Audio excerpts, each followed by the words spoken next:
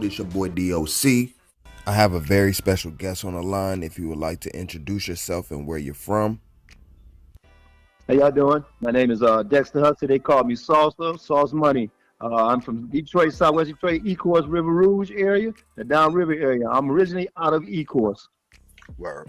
Well, first off, before we start, I want to go ahead and say I greatly appreciate the time, in the interview. And, I know we got a lot to talk about. I definitely want to talk about the reason why we're doing this interview, because it's based around, the Black Mafia Family blueprint to conspiracy. Can you let people know, like, what exactly that is?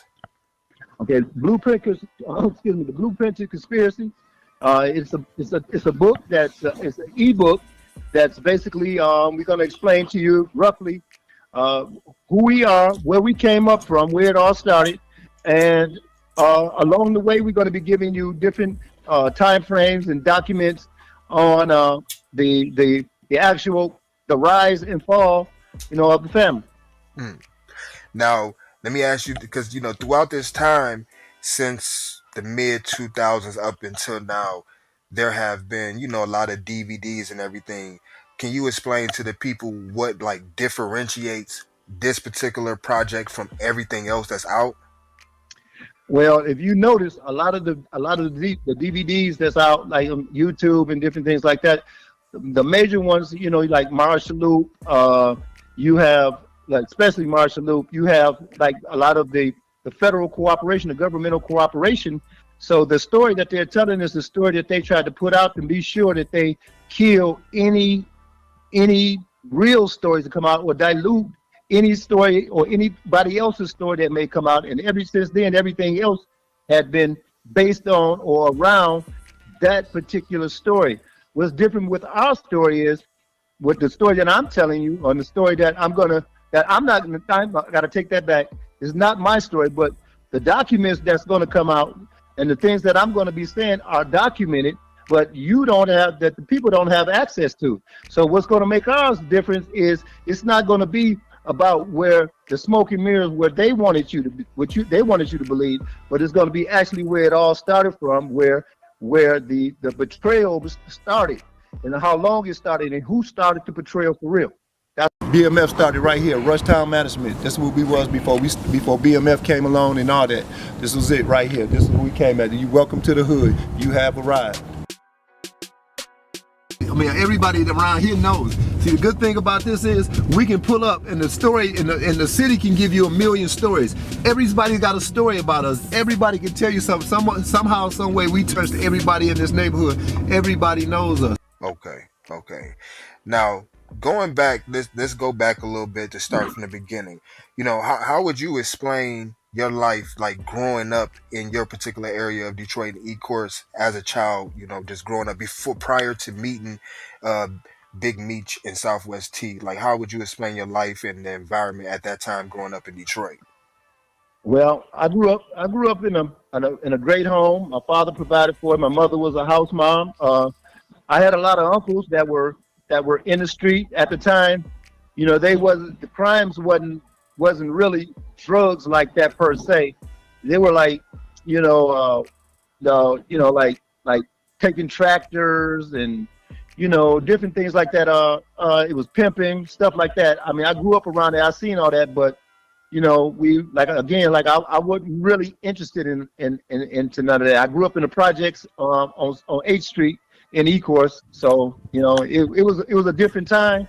The times were different. People wasn't getting shot and stuff like that. The worst you can get over there is like cut or stabbed with a knife. So times were different then. So I grew up around real old gangsters where like my grandfather was part of the Purple Gang with Al Capone, and them. They used to bootleg whiskey from over in Canada back over here, back into Detroit, and then ship it to Chicago.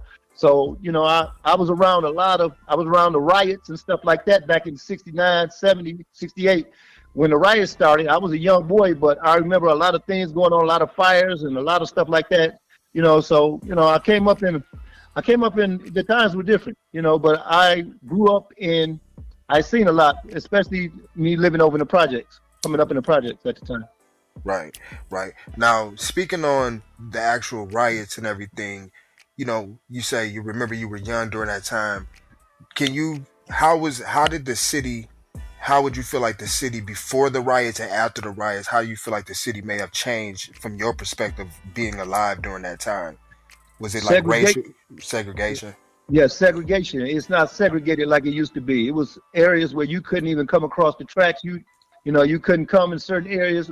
Whites couldn't come here, and what I'm saying, blacks, they basically went where we wanted to, but it was always some animosity. So everybody had their side, even though like the town I was from, Ecorse, and even in River Rouge, they had Southwest Detroit was predominantly black. It was all black, but we had sections in the town that I grew up in that only the white folks stayed on that side, and we stayed over here. So you knew you wouldn't cross. There was an imaginary line that you wouldn't cross. Okay. Now, at some point in time, did you end up going off to college and school? Yes, I went off to college in '84. I went down to Lane College in Jackson, Tennessee. I went down there, and then I went over to Tennessee State. Yeah, I played Omega Psi Phi down there. Okay. So, and was this around the same time that you ended up meeting Big T and Meech? How did that happen? Did you come home on like a school break, or were you back home permanently? Can you describe describe to the people painting the picture of like how you end up meeting Big T and Meech? Well, I came home. When I came home in '85, I come home for the summer. I was going to I'm coming home to take me a summer job, and I was going to go right on back. And my mother told me that my sister had a boyfriend, somebody that she was seeing that that she liked, and she really liked him. And I was like, my sister's a bit of a tomboy, so I'm like, she likes somebody, I'm like, well, this guy must be pretty special, so I couldn't wait to meet him. So when I got home, I didn't meet Demetrius at that time. What I used to do was go up there to the arcade around the corner and just play video games and shoot pool. Yeah, man, this is the car wash we used to get down at right here. We used to come back here, make sales, man, barbecue right here across the back. Like I said, the guy that the guy that owned it, he didn't have no problem with it. We just kept the peace up here. We made sure that there wasn't gonna be no bullshit, no shootings or nothing like that up here. But we used to go right over in this corner. The hustle was, crack was in, but I wasn't into no drugs. I was in the criminal psychology at the time. I was studying criminal psychology in school. I was in my second year in Tennessee, and I was just home for the summer, thinking about where I'm going to be doing my my undergraduate studies at. At the time, there was a place called it was down off of Outer Drive. It was the Veterans Administration Hospital. So that's why I was going to be doing my undergrad studies were. That's why I was starting my undergrad studies. But I used to go up to the store, and a lot of my buddies was out there, and they was always asking me about Demetrius. And I was like, man, why y'all keep asking me about that? And they was like, man, tell them we trying to get straight.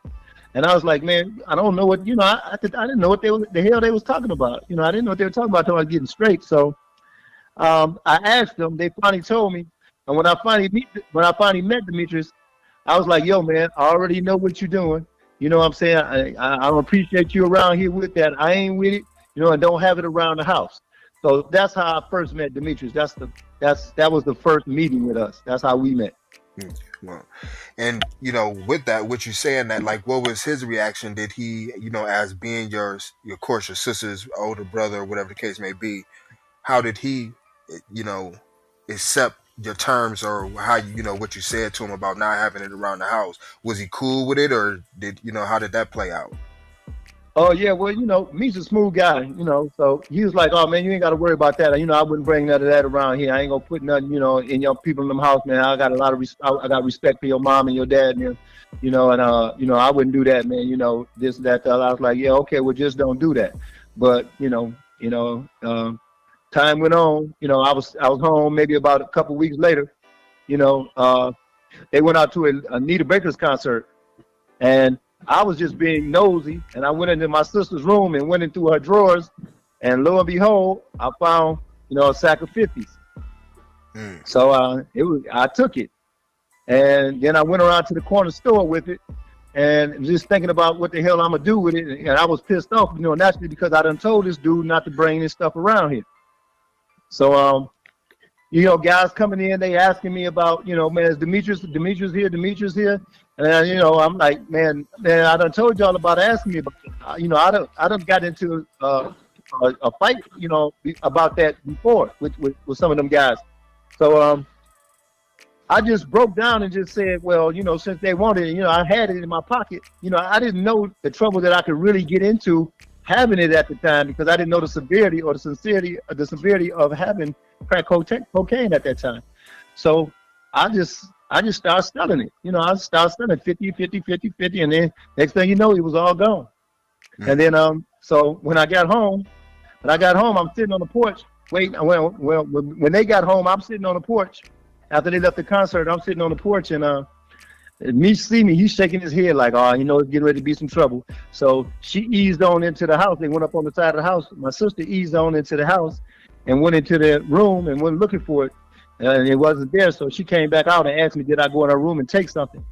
And I was like, take what? And she's like, well, whatever it is, I want it back. And I was like, no, tell him to come ask me for it. So he came around there like, man, hey, man, I don't want no trouble. You know what I'm saying? He said, man, just give me my stuff. I'm going to go about my business. Man, I said, man, what did I tell you, man?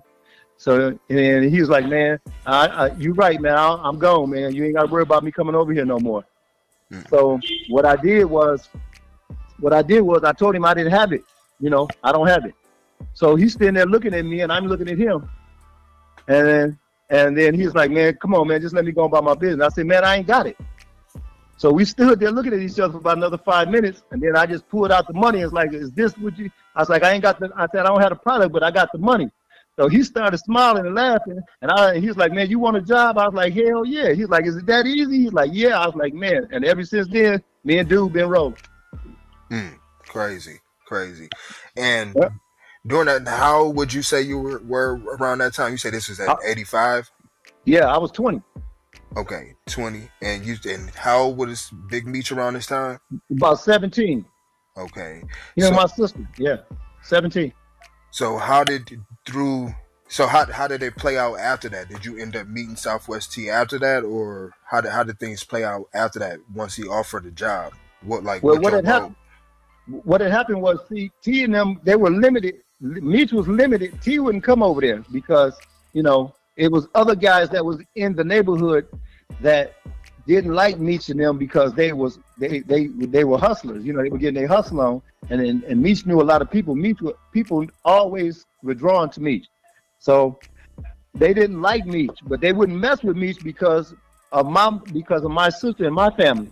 So long as he was down there on 19th Street, he was okay, but he couldn't go no further than 19th Street back down in the Ecorse. So once I got on with them, then it opened up, and then we started dealing with the factions around there. They got to really know what kind of guy Meech was, and that's how it all just took off. We just exploded on the scene down there. Right. So let me ask you this: at that particular time, did they already have a name for the quote unquote crew? Was it B.M.F, or what was the original name, or was there even a name at that time?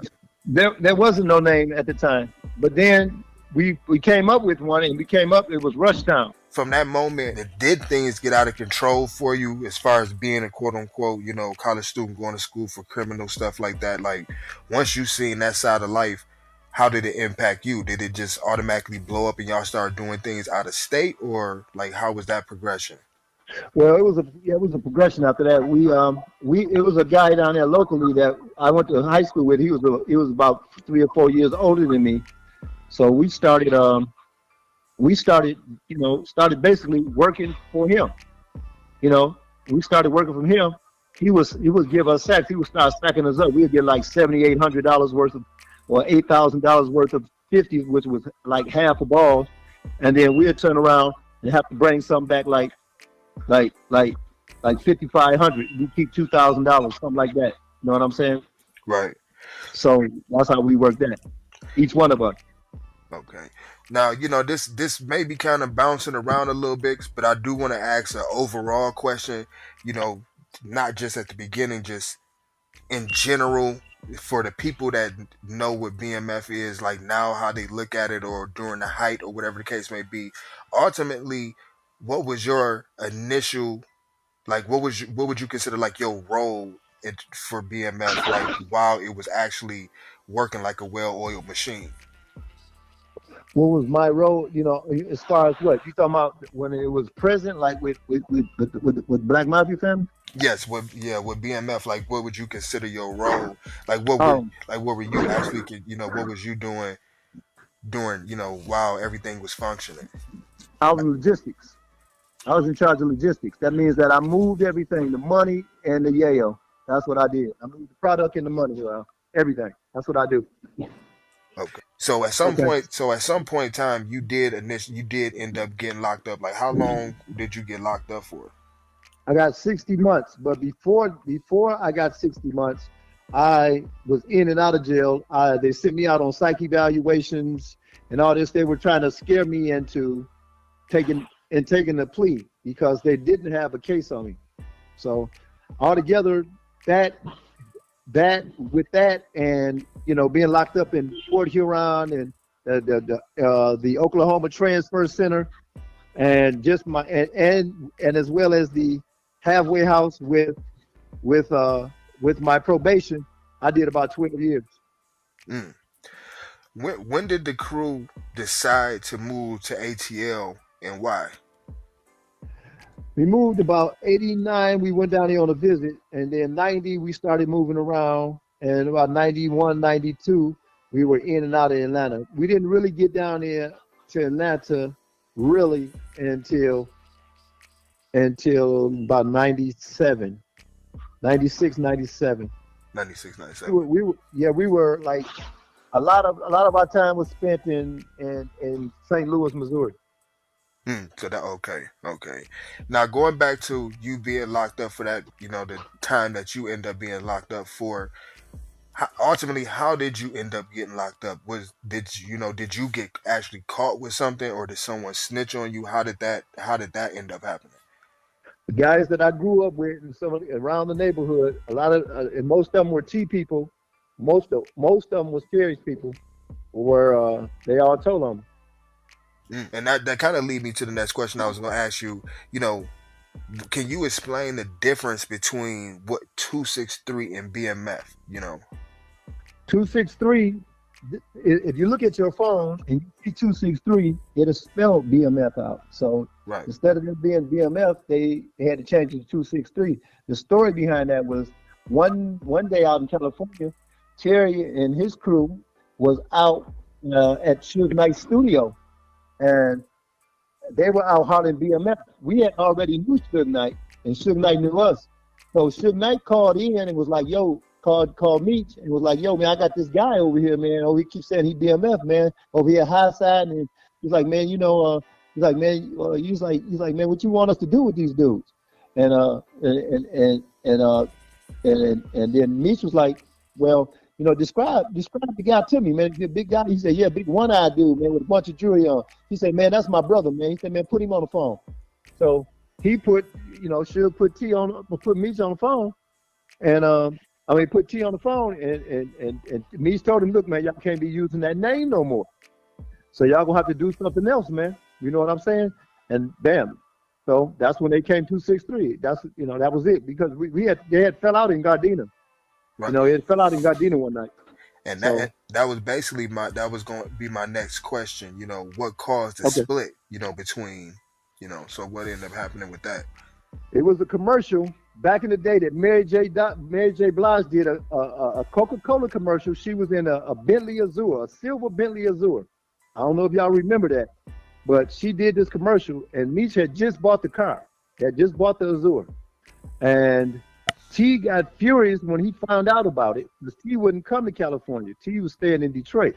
So he got furious when he found out about it. He flew out there and was pissed at Meech and pissed at Pops, Wayne.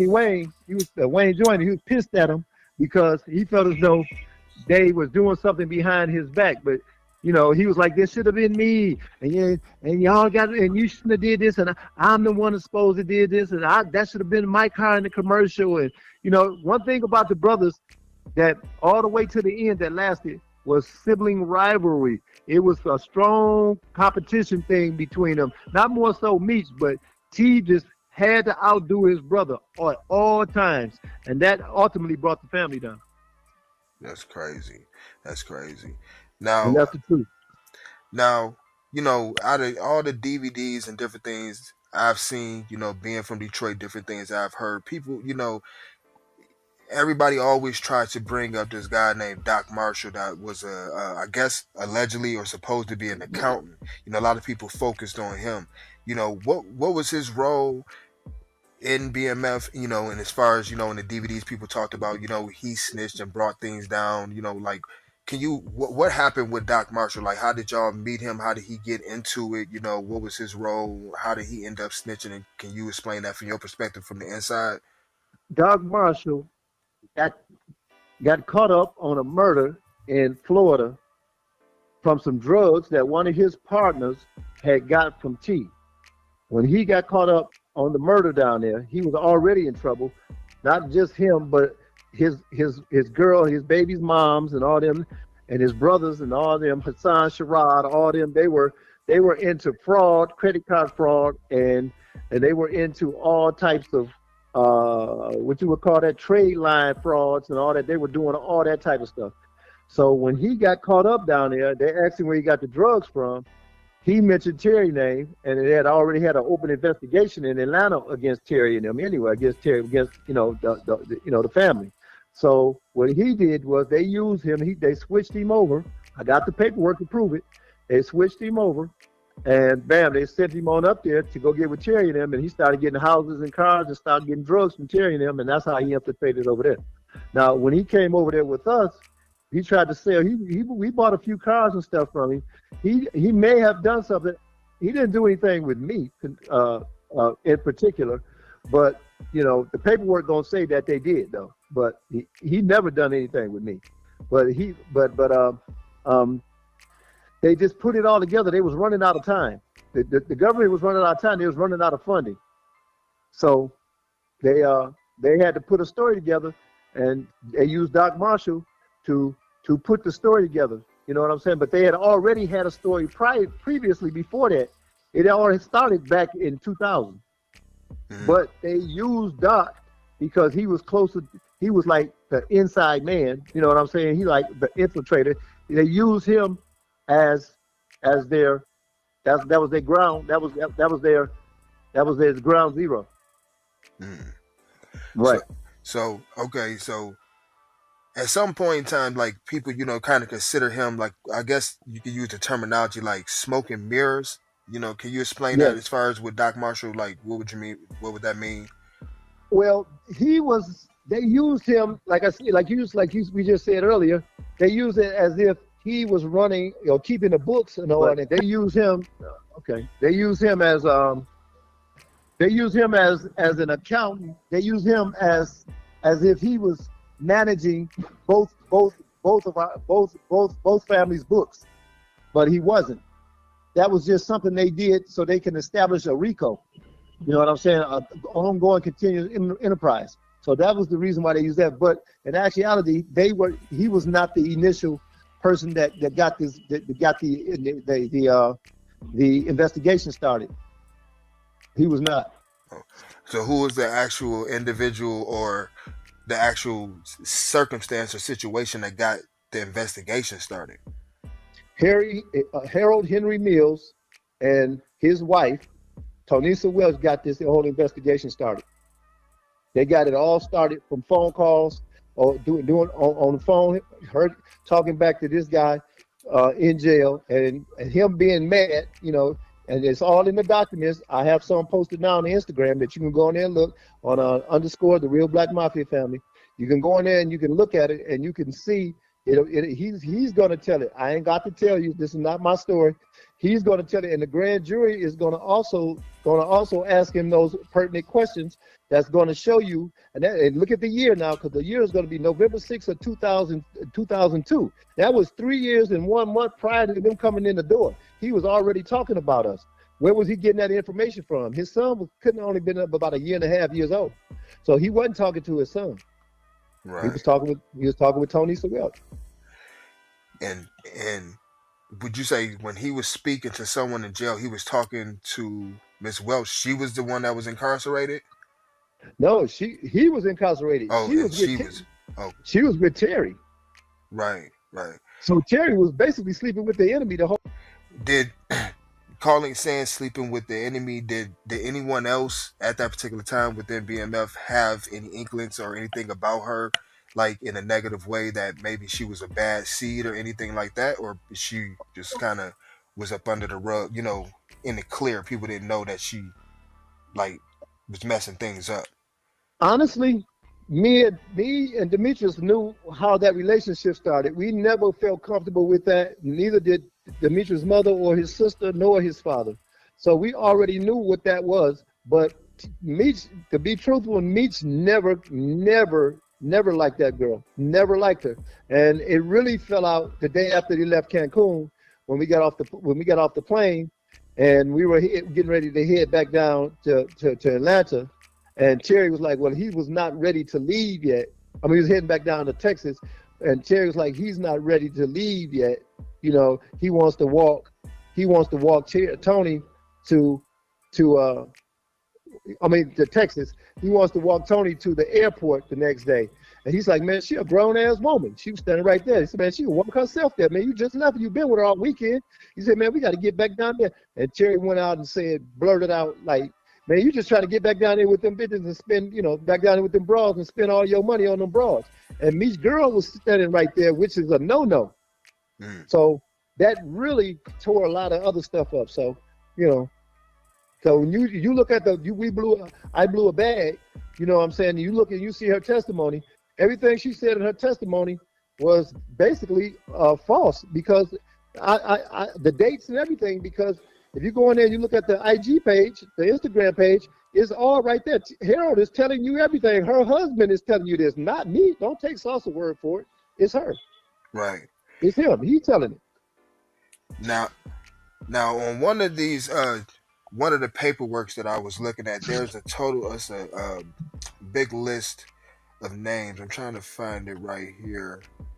Where it's like, at the beginning, the United States versus, and then it says your name, and then it has a list of those names. It says witnesses. Like, what was going on? What was transpiring and going on during that time, and who are those individuals, and what was the parts they were playing? They were people that got caught up, and it's called a catch and release. They had caught these people, and then they throw them back out there. They'll hold them for 3-4 minutes, question them, take pictures of everything, log everything, and just make sure they got a full account of what they had basically stopped the seizure, and then they take and throw them back out there. So those people were already compromised, and they were turned, and they were working for the government, and the people that got caught never told their employers or the family that they got caught. So that was it. So it was like the catch and release program. It's like field and streams. Right. Right. You catch it, you snap it, you weigh it, you see how long it is, and you throw it back. They're looking for the big fish. So you don't take the little fish, you just, you throw it back and hope to catch the big one. And that's what they done. And those people that was on that list, it was like 39 of them. But all of them was not, all the names that were on that list were also government agents too. So those were people that they were testifying against.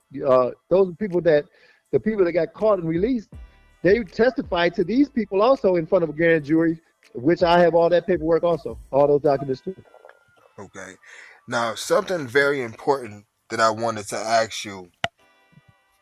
When you got arrested and went to court, you ended up representing yourself. You didn't use an attorney at all?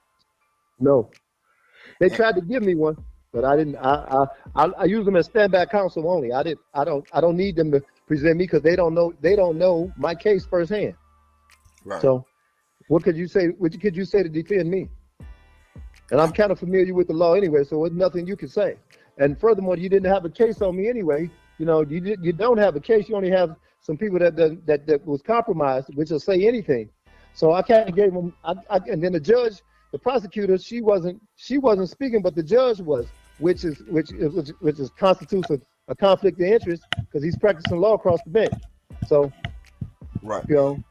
And you were locked up when you were representing yourself. You were locked up for what at that particular moment?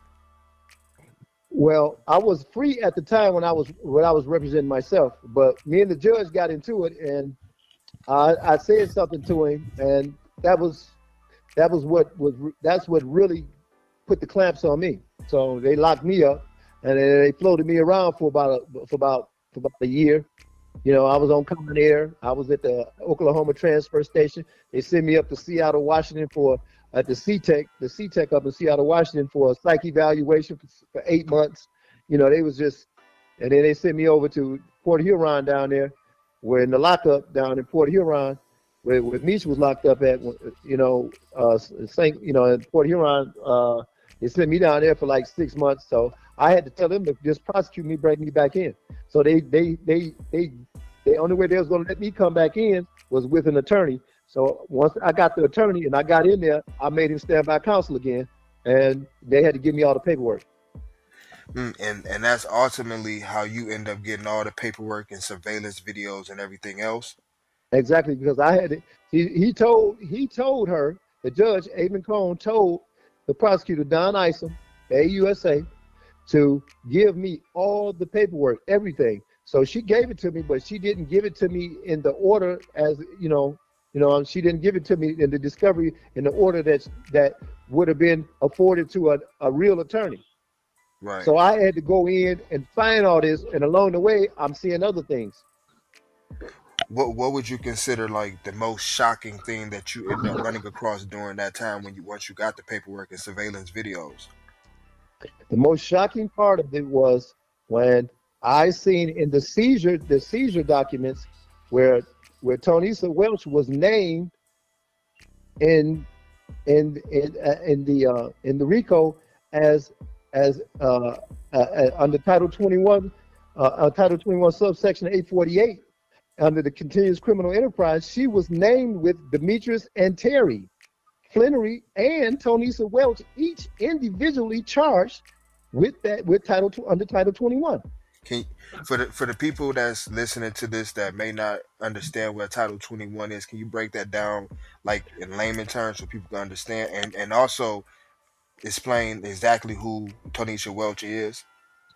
Title 21, Title 21, USC Title 21, subsection 848 is continuous criminal enterprise. That means that you are named in running a continuous criminal enterprise as kingpins. That means you are the bosses. That means you are the top. It means that you are the first three, or however many that's named in there, under that particular offense, that you all are looking at no less than 25 years automatically. So with T and Meech, they were considered the kingpins, and they was considering her a queen pin basically. Exactly. She was named individually, and that's in the paperwork on the IG page. It's right there. I put it, but people I don't know why people don't see that. Right. Now I seen maybe 3 weeks ago she ended up leaving a comment up under your Instagram page, and once again, what's your Instagram page name again? It's _ the real Black Mafia Family. Okay. I seen her end up leaving a comment, and she said, and this is what she put, so quote unquote, y'all need to quit this nonsense. Side who was who. When I met them in 88, they didn't have money. Crack in the corner don't count as a kingpin. You might not like T, but let's keep it 100. If it wasn't for him, wouldn't no one have money out there. You could talk about separation in 2003. Y'all need to stop disrespecting.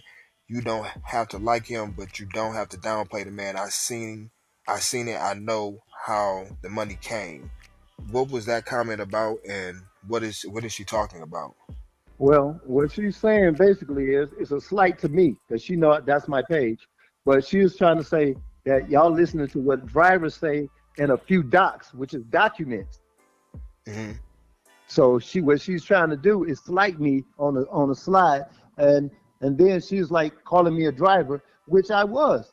But as things grow, you just like you on a street corner, you sling crack. Eventually, you don't just move straight into the weight. You move from the small to the big. That's what most hustlers done.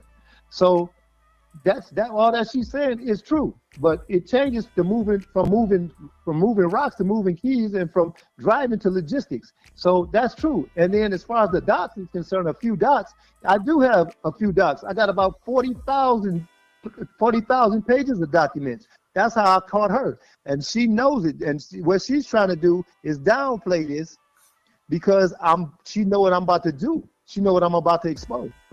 I told Meech not to bring no. When I came home from college, my first year I came home from college, my mom had told me that my sister had a boyfriend. My sister was a tomboy type. So when she had a boyfriend, I was kind of surprised. I wanted to meet the guy. Who was this dude? Because she wasn't even really into all that like that. You know, she was into sports and stuff. She had a scholarship to Maryland, and she was on her way to college. She went to Southwest Detriot, even though she stayed over in Ecorse. She likes to go over here to this store that I'm getting ready to go over here. It was like a billiards place. They had pool tables in it, but they also had video games. So I would go up there and just play video games, and guys used to come up there and be asking me about dude, like, man, where Meech at, man? I'd be like, man, and I was wondering why they was asking me about Meech. When I found out, I seen when I finally met Meech, I told him, don't bring none of that shit over to the house. Don't leave none of that stuff over there in the drawer. You know what I'm saying? I said, take your shit with you, because I wasn't even cut like that. You know what I'm saying? Even though I came from that background, my people were pimps and shit like that. But I chose to stay away from that. Even my grandfather, he was with the Purple Gang back in the day. He was working for Alphonse Capone and them. They was delivering whiskey from over in Canada. I'm getting ready to take you right now up here to the store. This is where I found a sack in the house, and I was trying to think of what I was gonna do with this stuff, and I had it in my pocket while I was up here playing video game, not knowing that I could have really went to jail if they had came up in there and grabbed me. But I didn't know, because you know my mindset wasn't on that. I was so pissed at the dude, pissed at Meech for bringing and having the stuff at the house. They had him and my sister went to a Anita Baker concert. You know what I'm saying? So I was sitting here, it was on a Sunday. So I was standing up here playing video games, and guys, all this was all banging, man. You know, guys, and they was waiting on Demetrius, and every time I come up here, they was asking me. So I had the yayo, and I said I was gonna get rid of it. What I was gonna do with it. So I started selling it. So I had a sack for like $7,500, $7,800. I sold the whole sack that Sunday.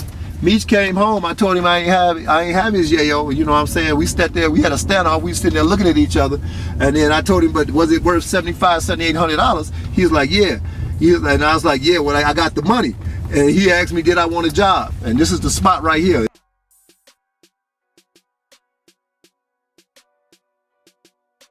So ever since that day, me and Meech been together since 1985. Right. Have you and her had any verbal communication outside of social media? No.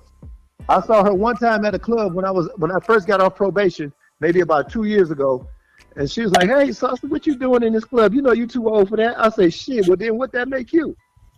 Right. Right. And we just were like ships in the night. She didn't look in my face and I didn't look in hers. Okay. Now, one of the things that I definitely wanted to ask you, a lot of people, this is a question I know a lot of people throughout all this BMF stuff, people have always said they felt like Big Meech partying and all the diamonds and tigers and all that stuff is what brought the attention onto BMF and what took them down. You know, from you being a part of everything from, you say, 85 up until to whenever, you know, it ended. What would your thoughts be on people that say that? Well, see, that's good. I mean, well, in actuality, what they saying lets me know that what we planned worked, because they didn't see the other side of what was going on. That was the plan the whole time.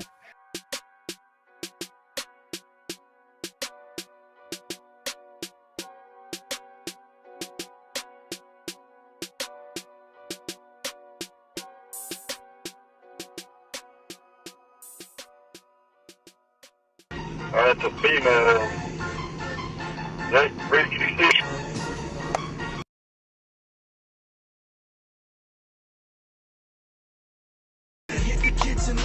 Yeah, that's gonna be your good Meech. That's your good Meech right there. That's the place right there.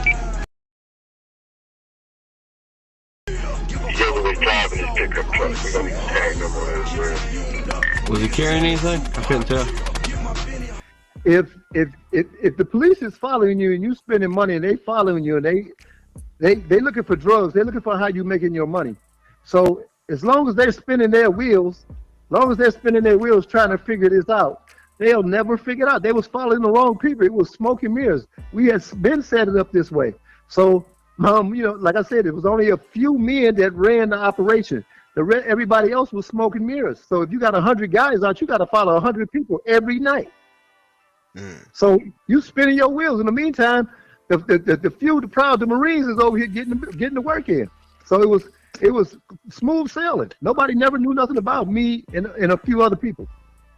And that was a deliberate sit down type of conversation. Like, we purposely gonna go out, do this so they can follow us. And yeah, of course, that was the plan. Put the billboard up. We didn't care about that because you wasn't gonna catch us doing nothing. It wasn't gonna be nothing caught. What are you gonna get us on? What can you get them on? You ain't gonna catch nothing. They spending all the money. So if you're gonna arrest somebody, you can't arrest them for balling.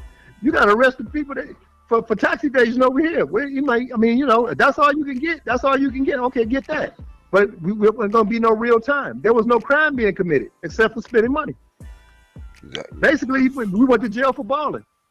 So there is a question I do want to ask you. When we first got in contact with each other, I ended up posting a audio clip of when Meech was locked up in Texas. Yeah, I had to call your phone. His is blocked. It's restricted. Yeah, he said he's paying for it now.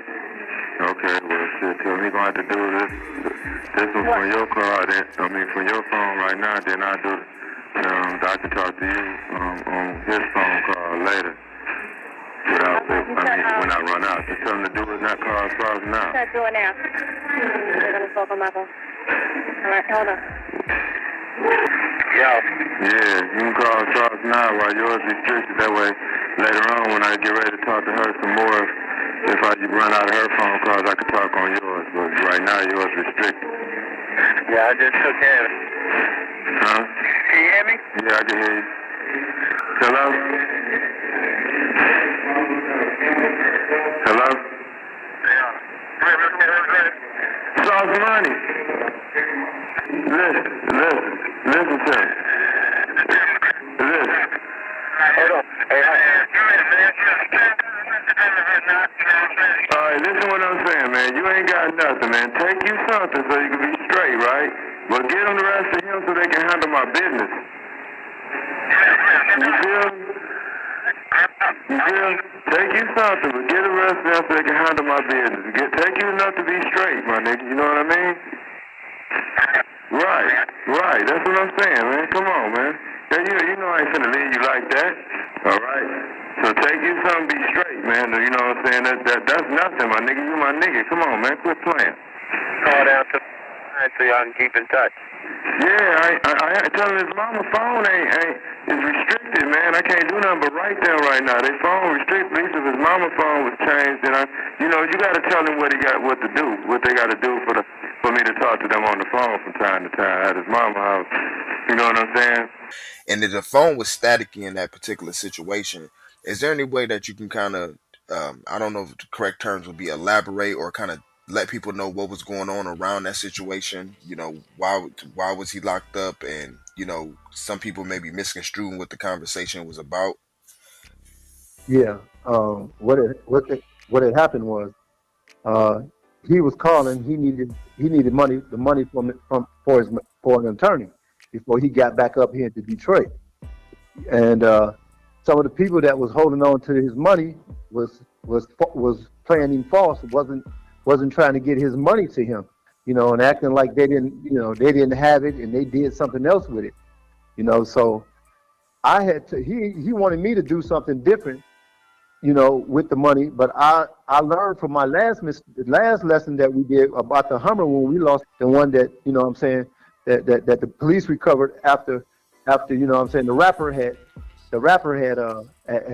had given them that information. But what was going on was I was in possession of a large sum of money, and he needed to pay his lawyer. So what I did was I got his money back to him so he could pay his attorney. Okay. And I also noticed in that conversation, Meech mentioned that he was trying to call, your mom's house phone and that it was restricted. The reason I'm kind of asking that is that something that he said in that particular conversation. The reason why I asked, because it kind of shows like how close you guys were if he was trying to contact your mom. Yeah, what it was he was calling her because she can get in touch with me because we never talk directly unless we talk face to face. And I would have to come in, I would come in to go see Demetrius. Other than that, I never talk to him. You know what I'm saying? He never sees me and I never talk to none of the other people that were around. It was just like 3 or 4 of us to the top. That was it. So he knew that he could call to the house and have my people call me to tell me to turn around because at that time they had arrested him down in his house at Brandywine, Texas, which I was on his way to. So I was on my way to take, to get this money down there. Now, after that particular situation where, you say he was told to turn around and get the money to attorneys and all that particular situation, I don't know if in brief, if you wanted to speak about it or not, but how did Blue Da Vinci end up playing a part in that whole situation as far as after the phone calls and with the money that was supposed to be turned into an attorney? Well, what had happened was after the attorney got paid, I took 300,000 out of there. After the attorneys got paid, after his attorney got paid, they Blue and a few other guys. You know what I'm saying? Tito, Blue, he was supposed to take the money and do something else with it. He was supposed to go and down to his families, and you know what I'm saying? And it was supposed to just be sitting around. That was what some of that money was. But before they took the money down there, before Blue and them took the money down there, what had happened was they tried to make a move with the money and got caught.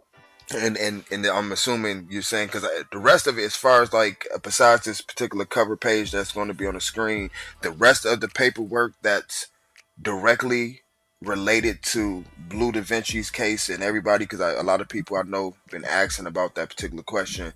If you want to see all of the paperwork and everything as well, one, you have to go to underscore the real Black Mafia Family, right, on Instagram, and then also go and purchase the book, and that's where you will see way more in detail of the paperwork revolving around the Blue Da Vinci situation and everything else that happened. Yeah, see, the thing of it is these guys, them guys were never, all them guys you saw on everywhere you see Meech, you saw these guys were not part of the machine. These guys were smoke and mirrors. Only thing they were doing was they were bait. We were using them to as decoys to lure the police. The police followed them around. They never could get a bust on them, and they never could catch them with no money or nothing like that because they was not doing anything. So if you got 100 guys that's riding around in brand new cars with jewelry and they hanging out and they at the clubs all night, they not working. So the police was wondering how they was getting their money. You understand? So they were just basically smoke and mirrors. So when they went out and tried to do something to try to make this move, they got busted because they was never part of this. They thought it was just easy, but if it was that easy, well, then y'all would have been had a job. So they went out there and they got their head knocked off, and that's what happened with that. So basically, I'm clearly hearing throughout this whole process. Of course, there's faces such as yourself and other individuals that the world have never seen that's official BMF members, because we already see you're already dating back all the way to 1985. So, and that's already been documented in part 1, as far as the relationship between Demetrius and your sister and how that whole situation happened. So basically, in layman terms, like you just said, all the individuals that would go out to the clubs night after night and strip clubs and day after day and all that stuff, that was purposely done. They were just purposely presented as decoys to cause, like, I guess, like a big fuss or distraction so the police would watch them. Yeah, see, look, it's like this. The police, they get funded to go out and they follow people. So if you're going to go out and you got to follow 30, 40, 50 guys every night, you have to put a tail on them. That's costing money.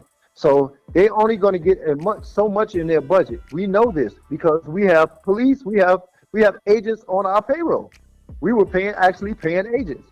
So what we did with them guys, when we put them out there, they get followed. They follow them to their homes. They follow them to women's homes and different things like that. So, but they never seeing no drugs and nothing, and no money exchanging hands and nothing. There was nothing there. So they were just spinning their wheels. So while they was following these guys, the real people involved, the people that was putting in the work, they never knew these guys because they never knew us because we were never hanging out. I mean, me personally, I don't hang out. So I don't take pictures and do all that because of the nature of my job, as well as the other guys. You'll only see a few pictures. That's it. You won't. But like when I used to show up to parties, I'm a suit guy, hard shoe guy. You know what I'm saying? I'm a suit and tie guy. So dude will automatically tell them guys, do not take no pictures of my man right here. I want to see everything that y'all done tonight before y'all go out there putting it out. Do not take pictures of these guys because they already knew. I mean, most people thought I was the police anyway. So. Right, just your appearance, how you purposely presented yourself. Somewhere in the case where you was talking about, of course, representing yourself, and that they didn't know if you were Cuban, they didn't know if you were Hispanic and stuff like that. How did that, I guess would say, how did that help or could help in your particular situation with them not really being able to tell like who you are, what you were, or anything like that? What's the significance of that? What do you mean, as far as like with the case, or just with the daily business? Well, both. Yeah, both. Well, with the case, I was trying to get a dismissal based on those facts. Because if you're going to be prosecuting someone, you have to know who that person is. You have to know all these details. So each time that when I appeared.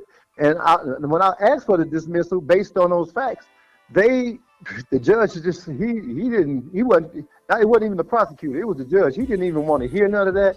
What they done was they adjourned it, they postponed it, they pushed it back, they redacted the paperwork and came back again. So they had to redact my paperwork like several different times. They even tried to put drugs on me that I didn't have. They redacted that too. So that's how that happened in that realm. But like when I'm out and about and I'm conducting business, people thought like I was a Secret Service agent and I had somebody important with me, and it depends on how I was moving in those times. But I never ever got stopped. I never lost a load, never, ever. And I'm moving hundreds of keys a day. I mean hundreds of keys a week. Yeah. So I never lost a load. In 20 years, I never got stopped, or I never lost a load. Never. What I would do though is, I'm making substantial money off every key that I move. I get $1,000 off every one of those keys. So what I would do is, you all saw Smokey and the Bandit. You remember Smokey and the Bandit? Mm-hmm. Yeah, it was the movie about my man with Burt Reynolds and I forget the other guy's name, but he was driving the truck and they was moving liquor through these dry counties. And the Bandit was in the Trans Am with Sally Fields, and he riding through there, and he's causing the distraction while the bag is going through. So I used the same.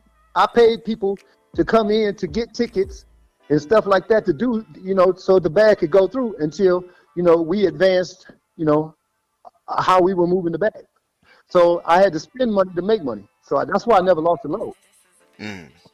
Okay. Now I know you said you met Meech in '85 dealing with the situation with your sister, and end up moving down. You say it was a couple meetings or situations, vacation type situations or whatnot, down to Atlanta before all you guys officially moved to Atlanta around, you said 97, 98? Yeah, we were down there. We first started off on a street. It was called Robindale or Robinwood. It was in Decatur off Candler Road off the 20. We stayed at a house back there. That's where we when we first got grounded down there. That's where we stayed first. That was around 96, 97. Okay. Now, in between that, that's almost like a 10-year gap, a 10-year, 12-year gap in between, 85 and 97 or what the case. What type of things were transpiring in between that particular time with BMF? Because the name BMF still wasn't officially called that, right? Were you guys still going under RushTown Management, or? No, we left all that. When I was a young cat, you know what I'm saying? I was a young fella. I remember watching y'all guys do y'all thing. ED, my uncle, you know what I'm saying? So I take care of a lot of his business, quote unquote. He still be ducking and running. Right. You know what I'm saying? Y'all niggas did the bid, though, man. Hey, Dex, we appreciate it too, man, because the real and the truth need to be spoken. Because there's so much phony shit out here that they're not even respecting the niggas that's from the beginning. From the beginning. That's why we straightening this out. We finna straighten all that out. I'm throwing. Hey, anybody that didn't say nothing ain't got. If you said something, you got something to worry about. Cause I got your pictures and everything. I'm finna throw you out there. I'm telling you right now. Shifting to get real. And I'm starting from the top. I ain't starting from the bottom. When we left the 50 Boys and RushTown Management, we left all that in Detroit. So we was just who we were. He was dude, and I'm me. Sosa. So we didn't even have we didn't even have these nicknames that we have now that we refer each other to today. But we were just, we were in St. Louis. We met some real serious guys in St. Louis, and we were just in and out from St. Louis back to Detroit, and maybe stop in Kentucky. We'd go down through Tennessee. So we were just meeting people as we were going. This is how we were building up this network. It was all starting out of the Midwest, out of the gateway to the Midwest, which is St. Louis. So this is where we really start picking up our traction. Yeah, that's where we really start picking up our traction. And again, like I said, along the way, we were meeting different people from different places, and we were just trying to. The times were different. There was no TSA. You understand? There was no TSA. So I could walk up there to the check-in, have my ticket already, walk up to the check-in, do a curbside check-in, and check the bag, and then go straight to the plane and watch my bag come on and catch it on the other end. So the times were different then. They not, TSA with all that, you can't do all that now. But then it was different. So we had to come up and devise a way to get our product, out to different places so we can expand the business. Right. When you I always wondered, like, when you first get into like a new area, say for instance like St. Louis, did you guys kind of meet any resistance there, or was people automatically getting online, or did any negative situations come out of St. Louis? Did anybody ever turn over or try to snitch on you guys from St. Louis? No, this is the way this works. When people, there's going to always be hustlers in other towns, people that's doing it, and they run their town. But we have great product, and we have a lot of it, and we can afford to give it to you at a price that you can't beat. So what we would do, we would come in and meet these guys and just let them know that, hey man, I know you don't heard about us. We coming in. We were trying to make your business. We want your business to grow. We know you're doing what you're doing. We give you the price. We'll bring it in a sample, let you check it out. But you're gonna be sitting on your work, bro. You know what I'm saying? Because you ain't gonna get none sold. So what you can do is you're gonna take the loss on that. We'll help you make the loss up. But and then bam, we gonna give you something, and everybody's gonna eat. And we never had no resistance, because who don't want to make money? Who don't want more money? So we never had no resistance at all. It was about the money, the product and the money. So we never had to do no shootouts and stuff like that, and we didn't have to do that. Right. And at the end of everything, so St. Louis is pretty much clear as far as no one came out of that situation as far as being a snitch or a rat about it there. Oh no. There's a few guys over there that was tainted. They're gonna show up in my BMF bad guys reel. I'm gonna have a BMF bad guys. It's gonna be consistent maybe about 30 guys, and I'm gonna have the paperwork behind it so the people can really go in and see who these people are. Don't take my word for it. This is not what Sosa is saying. This is not what Dexter is saying. This is the government's testimony. This is their own testimony to the grand jury. So you will know these people when you see them. I mean, I'm not telling anything. I'm just a messenger. So I want people to know how this went down, because everybody's done heard stories about BMF, and you done seen all the videos, and you got people coming out of the woodworks talking about, you know, they moved this much, they moved 2,500 and all this stuff. That's not, those are not accurate accounts. You know what I'm saying? I mean, but they can glamorize it any way they want. They steal my people. I love the shit out of them. You know what I'm saying? They steal my people. I love them. You know what I'm saying? I ain't gonna put their business out there, but you know, you let's keep it 100. You know what I'm saying? We're gonna keep that 100, bro. You know, I ain't gonna let you just come over here and dramatize some stuff that you wasn't really doing. You know, and you know it and I know it. You know, so and other guys know it too. It's a lot of real guys that's sitting around. They know what's going on. So, you know, I ain't gonna sit around and sugarcoat nothing with you, you know, or with nobody else. But it's a lot of bad guys that came out of, like, for instance, my man Danny Jones. He's got a book out, B.M.F. St. Louis. Now he sat there. I seen his documentary and I seen his book, and this guy is a rat. I got the pictures and the paperwork. I will be presenting that. He's going to be one of the guys that I'm going to throw in under the bus. Well, I ain't going to throw him under the bus because he threw himself under there. I'm just going to show you what he told. I'm going to show you exactly what he done in his part, his grand jury testimony. I got them all. So, okay. So let me ask this question as far as like kind of speeding up to date. You know, maybe, I don't know if it's been year, 2 years, maybe even 3 years. New York rapper 50 Cent been teasing doing a BMF series, and you know, of course, I'm just talking at that time when he first said it, a lot of people, even myself, a lot of people were excited, like, okay, finally someone's going to tell the story about BMF and everything. And then, you know, it's a lot of controversy around, you know, I would see the Charlemagne, the guys that's on the Breakfast Club say, oh yeah, finally it's going to be a down south paid in full story, and the people trying to tell him like, man, this is a Detroit story about brothers or whatever moving down there, this and that. Like, Right. what's your overall thoughts about 50 Cent wanting to do this documentary or web series about BMF? That's like me, somebody asking me, that's like me doing something, saying I'm getting ready to go do the G Unit story, and I don't know nothing about G Unit. You know, so that's one take. But I would love for the brother to do it. I don't have nothing against the brother. I'm not a fan. I'm a businessman, just like the rest of us. We are businessmen. We don't have no problem with that. But who you gonna do it with? Now, whatever rights you got of dudes, you can use Demetrius's rights. That's your thing. But you cannot use the Black Mafia Family. I own that. We own it. That's back in our hands. And why not mess with the real people? I mean, if you want to be famous, if you want to be the man, I can make you the man. You want to make $1 billion? I'm offering you a bag right now. You can get it. I got everything, and I was there. And then all the real people, we all together. You know, holler at us. You ain't got no problem with that. You ain't got to worry about the gang. You finna mess with grown men. You're not gonna be messing around with the gang bang. We ain't doing all that. We're gonna come up in there suited up, ties like grown men. We're gonna come in and sit down and talk, and we're gonna make the best possible deal. We want you to do this. I have no problem with 50, but you ain't gonna clown this, and you're not gonna disrespect the mark. That's all to it. You disrespecting a lot of people, bro. That's disrespectful. But you know, we still do business with you. We can still negotiate with you. That's up to you. When you say he's disrespecting a lot of people, can you elaborate on that?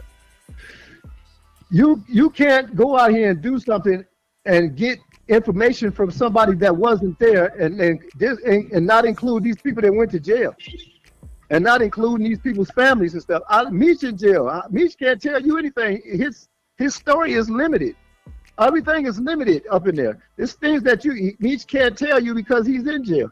Why not mess with the real people out here? It's disrespectful. That's like me going over there trying to do the 50 Cent story. Right. Now, you who actually owns the trademark or copyright of actual BMF, like the logo and all that? I own the trademark. I got the trademark. I posted. I got the master filing. They can't do nothing. They can't sell, buy. They can't do nothing. They can't tell. If you go on there, you go to the USPTO and look up the classification 41 on the USPTO, and you're gonna see my name, and it's gonna tell you that any documentaries, any bands, any events, any short documentaries, any movies, any miniseries, any it goes on and on and on and on and on. Any abbreviations, any BMF, Black, all that, you cannot use that without my consent. I own the master classification. Now the classification that Tony and them have, we've been through this already with her lawyers. Her lawyer's name was Greenberg, Julie Greenberg. We went through that. She dropped their case because she know that I had the master filing. That was it. But Tony and them still trying to sell the little hat and t-shirt logo, the little hat and t-shirt thing that her son has as being the trademark. Right. It's not. It's just for merchandising. It's just for hats and t-shirts.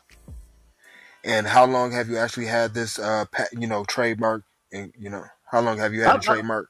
I've had mine for over 3 years now, and so did he. Now, are you able, doing that? Because I'm not 100% privy to how everything works with that. Once you do it start actively on the date that they approve it, or can you retroact? Say, for instance, for individuals, like say, for instance, a lot of people. Well, I'll say Rick Ross made a song, BMF, Blowing Money Fast. When people do stuff like that, do they have to pay any publishing or anything back to you, or is that the reason why we kind of seen in the past couple of years? I've kind of noticed in the past couple of years, I haven't seen a lot of people throwing up the banner and using it. Is that the reason why? And that's the reason why. But I've slowly been leaking it, but I haven't leaked it like I wanted to just yet because I needed to make sure that everybody got out and told their story. I've been waiting on Miss Welch to get out to tell her story. So once she told it, she put her foot in her mouth, which I loved. And then now the story is complete. Then I put my book out. Well, then my book's only been out like 45 days now. You know what I'm saying? So it hasn't been out long at all, and I'm out here now. So once that happened, I took off because now I got everybody where I want them at. The Blues and everybody, all of them. Now they all Blue Da Vinci, everybody. So now I got them all where I want. They've all came out and they said what they had to say. Now let the truth be spoken. And it's not what Sosa's saying. This is not what Sosa's saying. This is what the paperwork. The paperwork. And we definitely get into Blue Da Vinci, in another part of, because there's so much to cover, much to cover, and this is just the beginning, basically. How many total quote unquote snitches was attached to the BMF, camp that you know of? Well, they interchanged because you had some guys that was over there and then they came over and they switched back and then they switched back over. So, but maybe about 4 or 5 guys out of all the rest of the guys that told us, say maybe out of a total of 39 guys, maybe about 4 or 5 guys played back and forth, switched over and told. But the majority of them was 263 members. And 263 meaning that was a part of TP. Okay. Yeah. Now, as of recently, going back to the 50 Cent thing with the series, I've been seeing him be taking pictures with Little Meech, and I've seen like different quote unquote fractions. You see some of the BMF members online supporting it, and then some people online not supporting it. And so it's kind of confusing some of the viewers or the people on the outside looking in. Because I'm seeing those questions. I'm seeing people leaving comments like, well, such and such is supporting it, or such and such is not supporting it. What's going on? This and that. Like, right. What's your thoughts on that? Right. Well, first of all, I like that because it's gonna. As you see that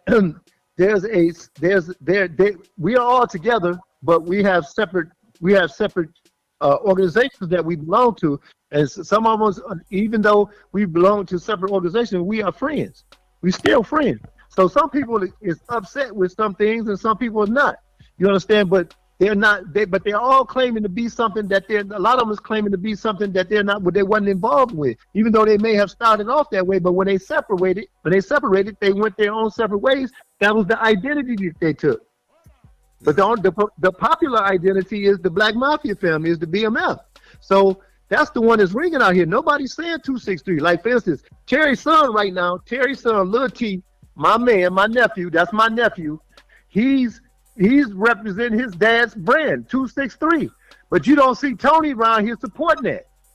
You don't see Tony's son around here supporting him. Instead, they jumped over here on the Black Mafia Family, something that she had nothing to do with it other than bring it down. Why is that? But then she say everybody else is being disrespectful to T.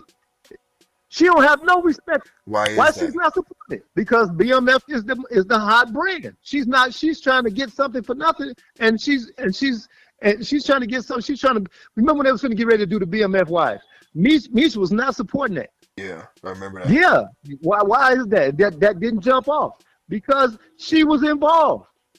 You had that girl on there named Janelle. She was on there faking like she was Big Meech wifey. She came to my house, told my mom on the phone, on the porch, right there on the front porch, that Big Meech told me all about Talise, which is my sister, the real first lady. Yeah, but she was just a round-the-way girl. But my sister was with this girl 14 years, and she don't even know she hanging out with Manisa, not even knowing that Manisa's mama is Talise, my sister, which was Meech's girl. That's his baby's mama. That's how stupid she was. She don't even know.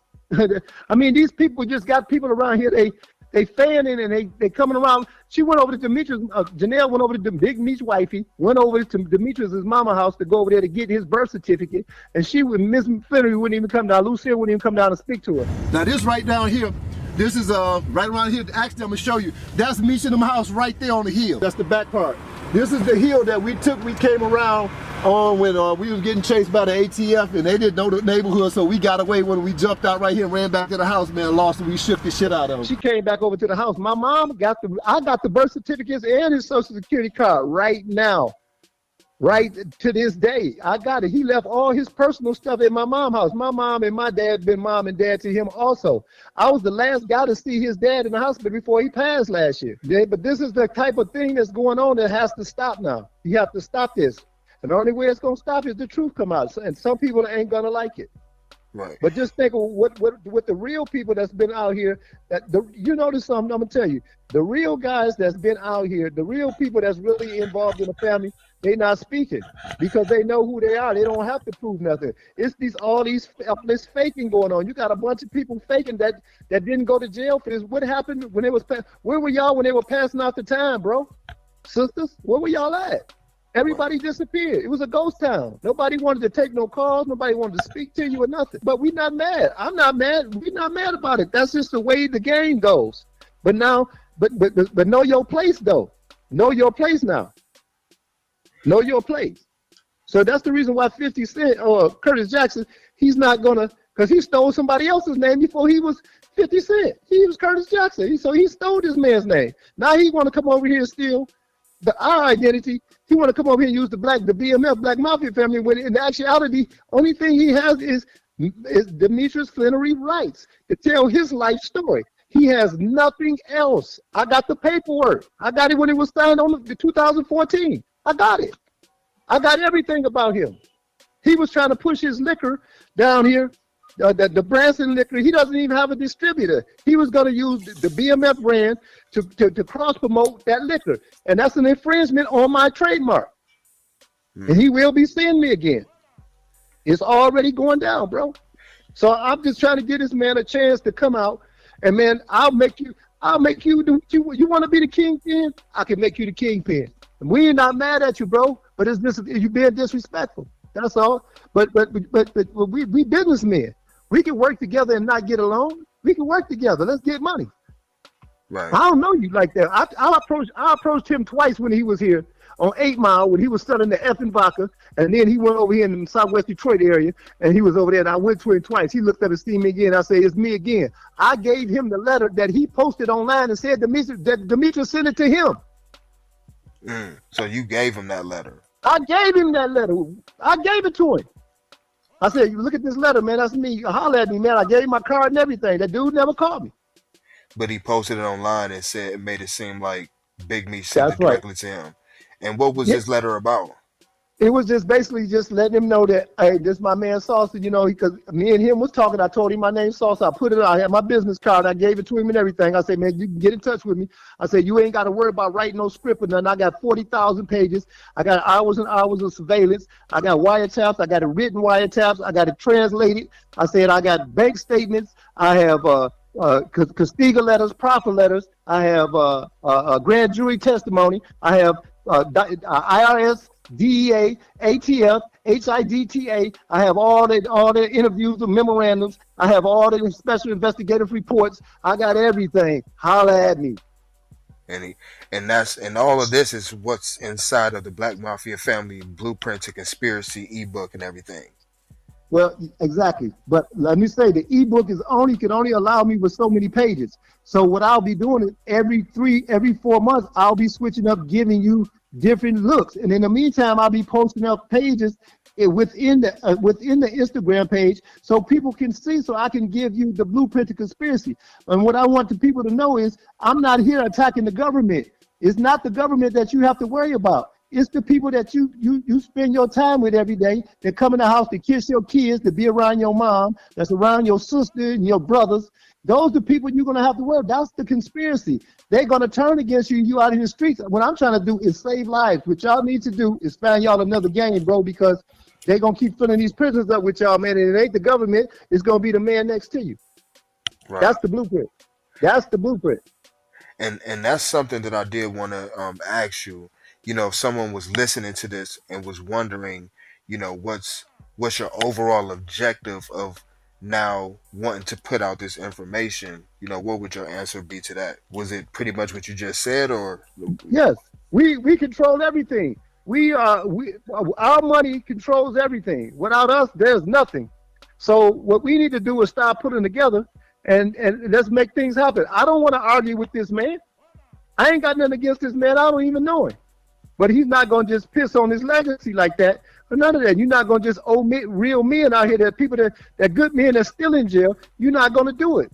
Man, look, bro, we can make money, man, and have fun, man. This is what the movement was all about. We was bringing us together. You don't get nothing like this nowhere. Everybody moved like brothers, and everybody from different places. Milwaukee, St. Louis, Detroit, Texas, Atlanta, Cali, you know what I'm saying, Florida. That man, Lauren Cone down there in New York, that's a smart man. That man was fixing to bring all this together and gonna let us just run this, go run. We was gonna bring it together. This man was gonna be mega rich. Can you come back some? Can you say that name again? Who did you just say? My man, Lior Cohen. Lior Cohen. Oh, Lior Cohen. New York, yeah, that man there we was down there meeting with him in New York.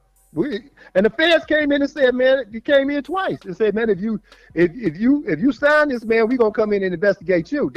He said, look, when y'all get that together, come back and holler at me. And that's what happened right before they took us down. So so Lior Cohen had a deal on the table to sign BMF. Yes. And we was on our way. It was the entertainment. We was on our way. We was done with the streets.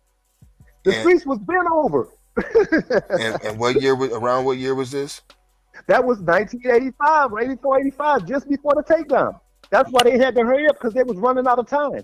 So they came up with the Doc Marshall story.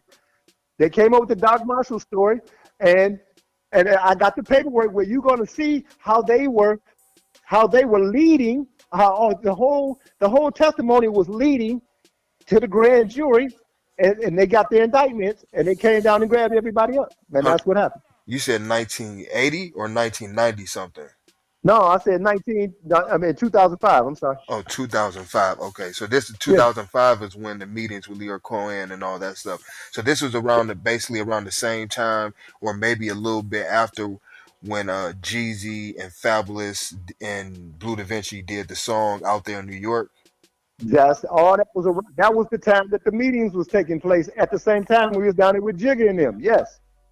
Okay. Yes, exactly. The right time. You got it right. Exactly. We was on our way. We was done, dude. The streets was over. We was out the street. The Black Mafia Family was out the streets. On that side. Done.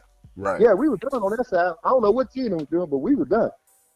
Because a lot of people, even with the DVDs and everything, a lot of people said Big Meech had a 50-50 chance, or even higher, if he possibly even went to court and tried to really fight it, that he possibly could have beat it on his end, that they didn't have a lot against him. It was more or less. They didn't. Now, let me tell you what happened.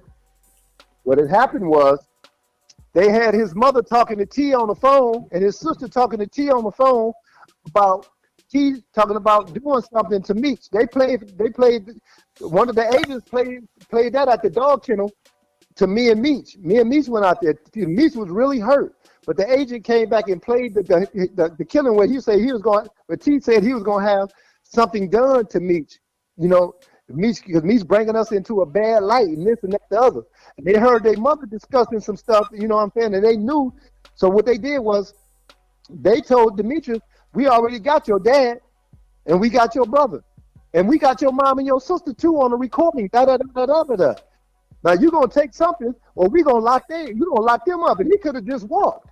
So what had happened was they came up with another deal in the room. The prosecution came up with another deal, and Demetrius, it's called the detention hearing. I got the detention hearing, as well as the Wolf shooting interview. I got all this, dude. I got everything. It's very interesting. It's a great read, dude. You read this, but this is not what I'm saying. I got the document. Mm-hmm. So what they were gonna do was they said, look, if you don't take this plea we getting ready to give you, we're gonna lock your mom and your sister up. So he took the plea. He knew they ain't had nothing. So he's looking at 12, 15 years. Mm-hmm. And then the judge went back, and once he took the plea, they slammed him. They doubled back and made it 30. They slammed him. Sure did. And that's basically what happened. And that's basically what they've been fighting with these appeals this whole time. Because I heard, you know, of course from the outside looking in, and I heard like it's a lot of stuff in this paperwork that he got charged twice with this and that. You know what I mean? To inflate the time. Yes, and that's why I'm telling you, they went to my sister and was trying to get my sister to come and get him for child support or anything. My sister said no. My whole family was like, hell no, why would I do that? You know, I mean, they were just relentless. They are deviants now. They deviants. They're gonna win by any means necessary. They don't care. I have several different grand jury indictment papers that they had to redact several times because they thought I was Hispanic. They didn't know who I was. They didn't know nothing about me. So this is how these people play. When I went in there and I told them that I wasn't Hispanic, you know what I'm saying, based on that criteria alone, this case should be dismissed. They went back and redacted and sent me another. They was not going to let me go. Even in the courtroom, the judge told the prosecutor, he said that, look here, if you lose this one, it's not coming out of my pocket. Oh, my kids, my mama, I'm going to tell you this. So they was not going to lose. They were trying to get everybody that they could off this case. They made money off this case, $270 million.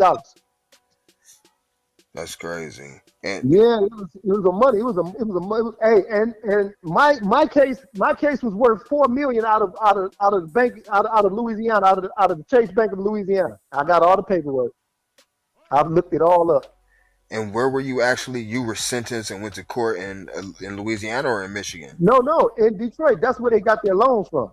Right. Oh, okay. I was downtown. I'm on the big case. I was on the major case, on the main case. Anybody that wasn't on the main case, they wasn't on the main case. They were off in St. Louis and other places, but I was downtown in Detroit with the original. Now, this is a question I want to ask, and something I thought of, and I throughout this time of, you know, I hate to keep referring and being redundant with saying, okay, the DVDs, we see interviews of different BMF members on different platforms, and you know, of course, from what I do as being a platform, I have to read comments and having conversations with people, and people feel like, you know, these enterprises and stuff like that, as far as hurting the community. During this time from 85 to 2004, were there any things that BMF did with the money that was like giving back to people and helping or any type of ways? All the time, man. We were supporting all the kids, all the football programs, basketball programs. We were putting people in homes, feeding homeless, helping people start businesses up. What else? You name it. A lot of the businesses that was coming up, we supported all that. I mean, a lot of the athletes and stuff like that were in school and stuff like that these colleges wasn't paying. We took care of all them. You know, a lot of people was coming back like, yo, man, I appreciate that. You know, here, take this money and do. They wanted to do things for you. We would never take the money. You know what I'm saying? We would never take the money. I mean, it was just phenomenal. As you know, when we stopped doing what we do, the whole economy failed.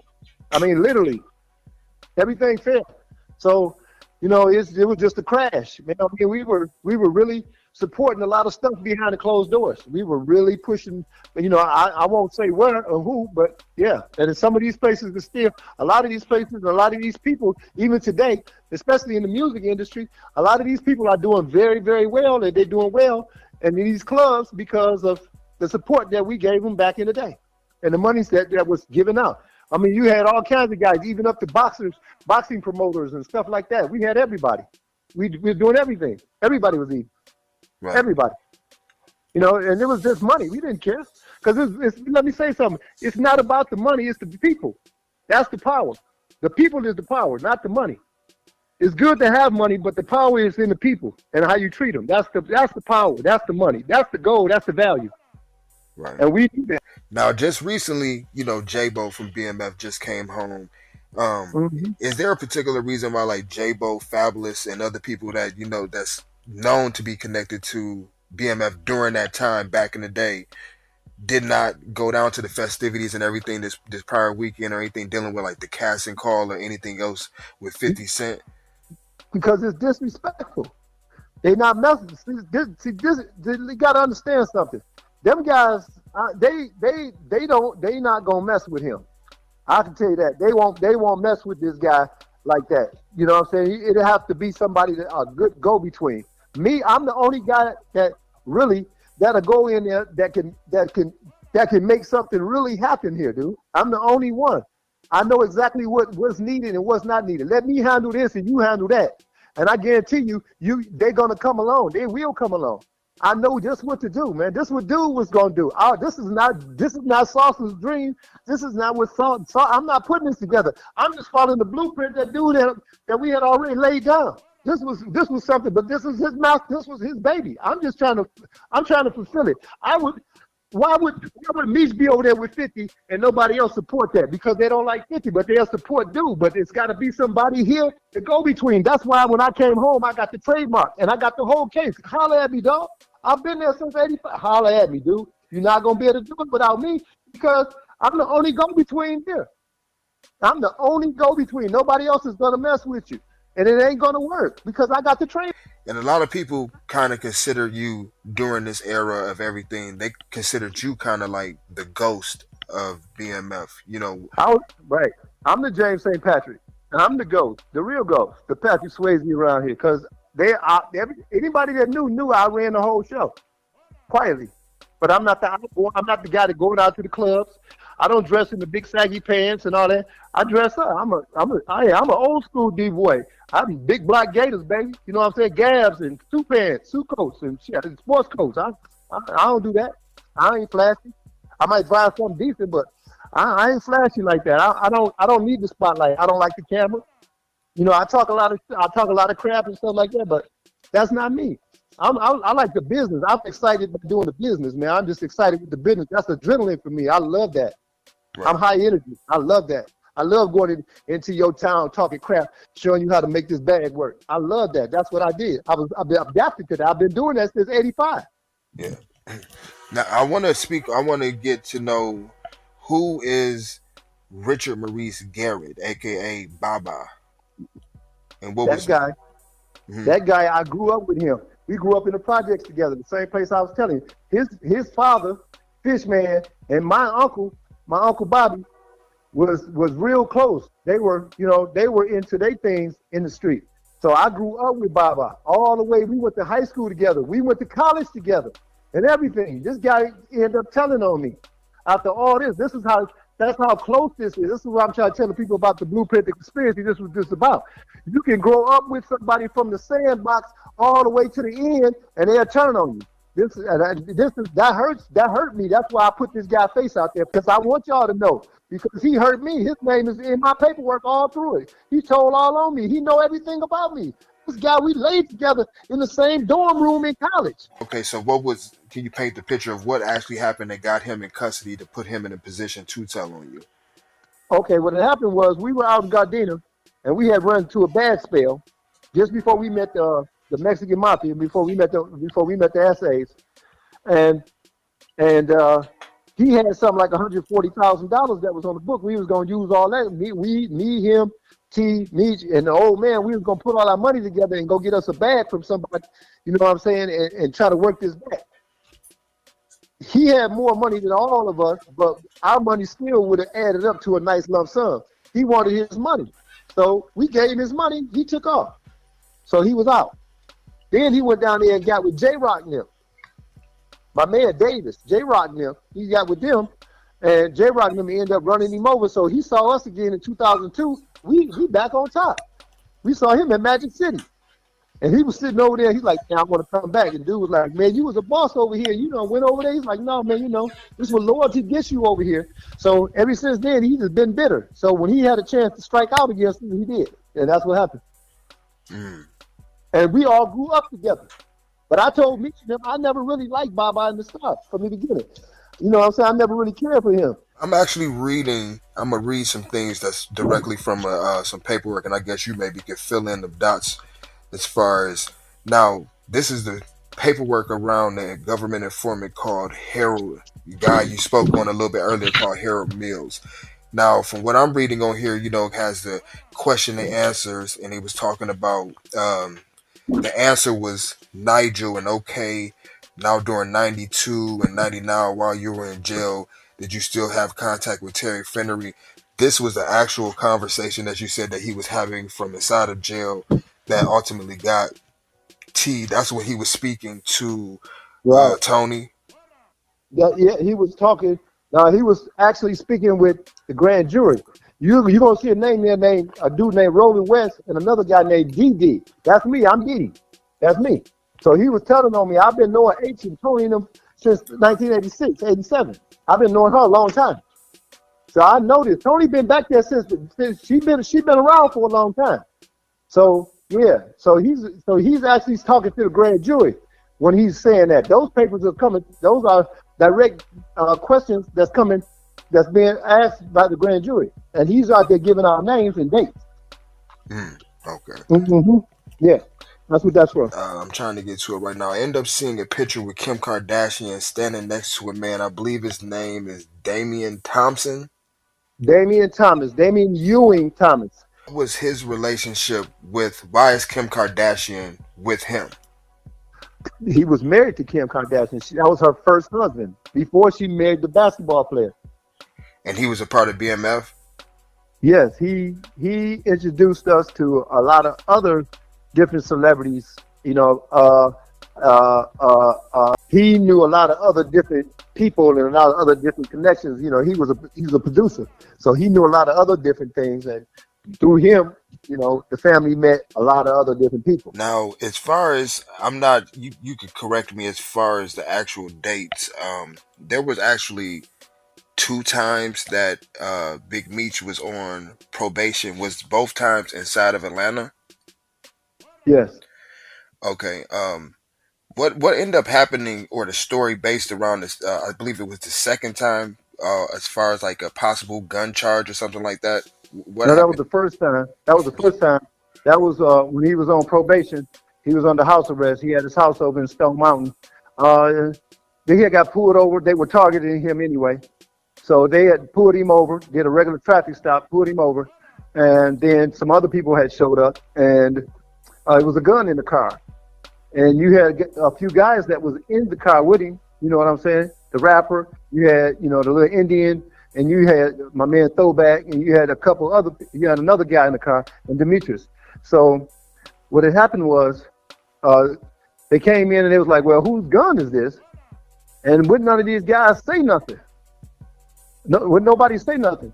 Nobody said nothing. And then my man, only one guy spoke up. He's like, man, that's my gun. The people, my man Throwback said, that's my gun. His name David Walker. They call him Throwback. He was like, no, that's my gun there. And the people, the police that pulled up on him, they was like, no, that's not your gun, that's his gun. They were trying to put the gun on Demetrius.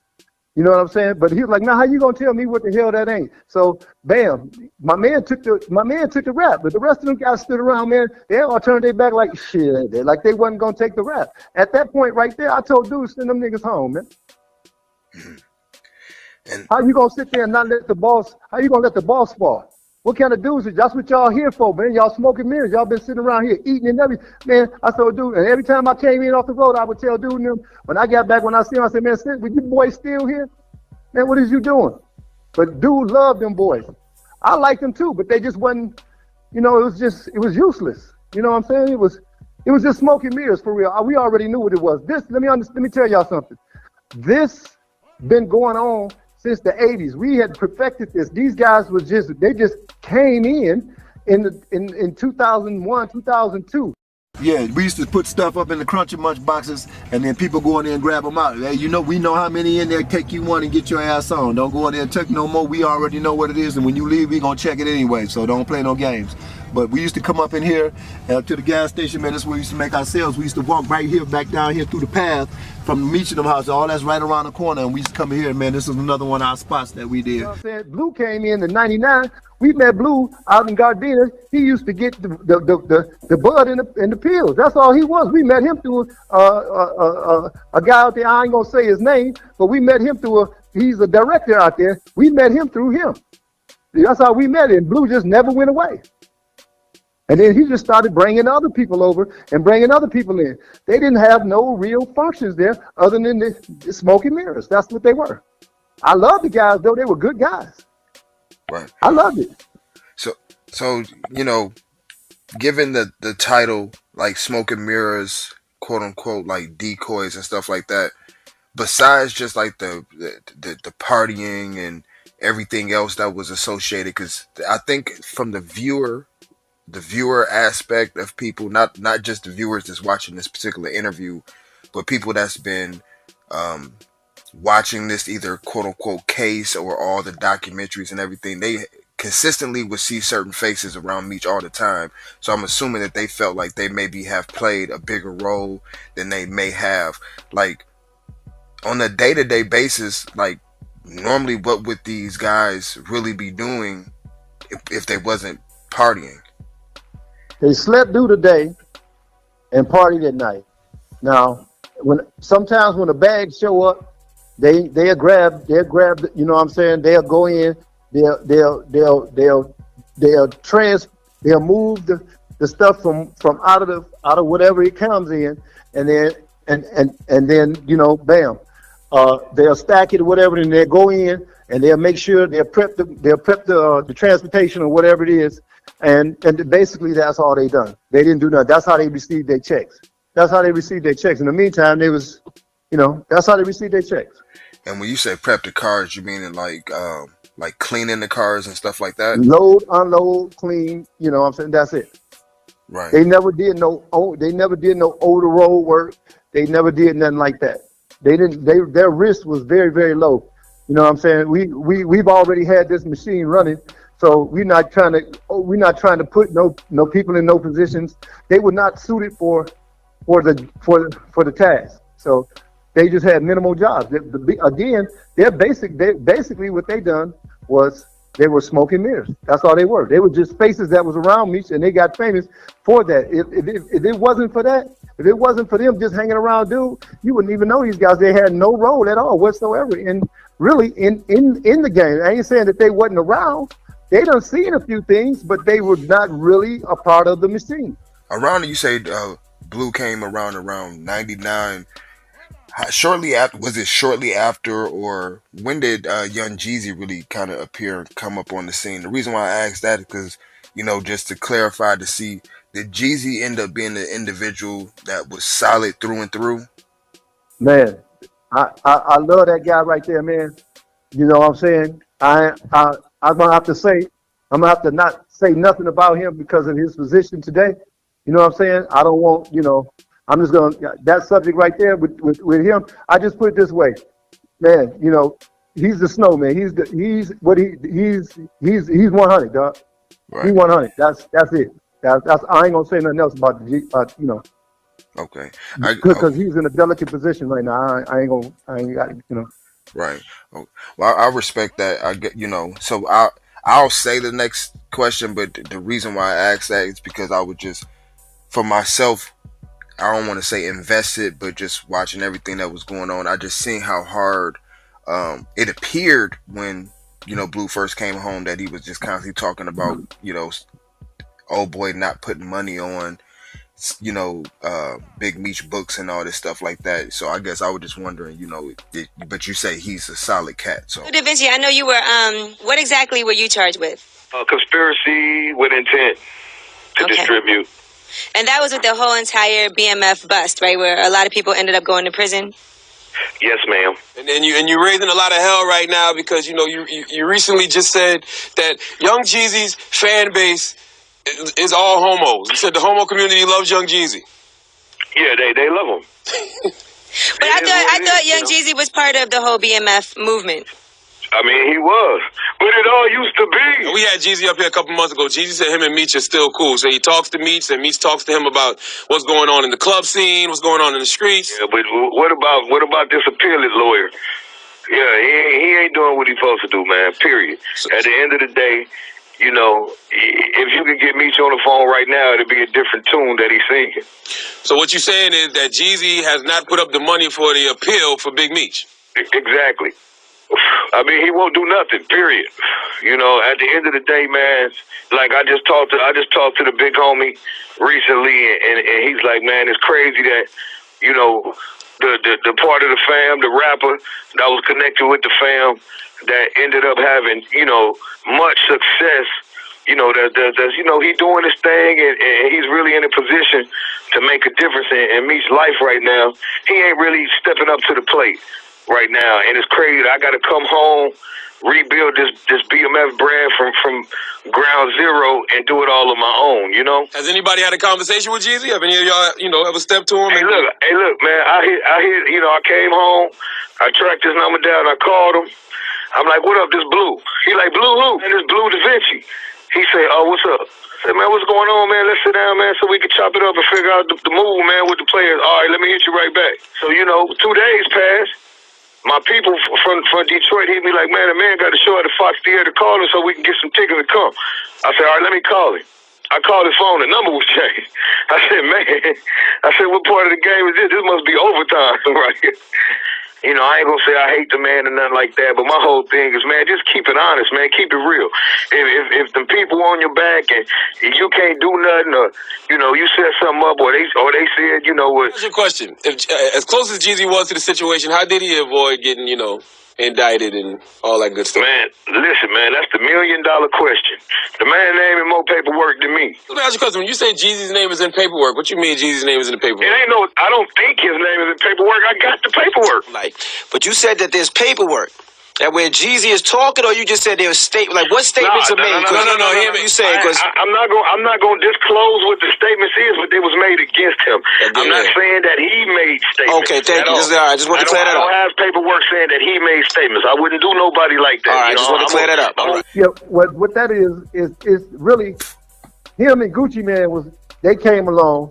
And they was moving, but Blue was there first, and Blue was never, his stuff was never moving. Nobody really liked his stuff. You know, you got guys like Fabulous and Akon, all these guys, they're around, you know what I'm saying? But nobody's feeling Blue's vibe. Blue, he's trying to do something. We were trying to put something behind him to make this move, and he was whack. Nobody liked it. I didn't like his music.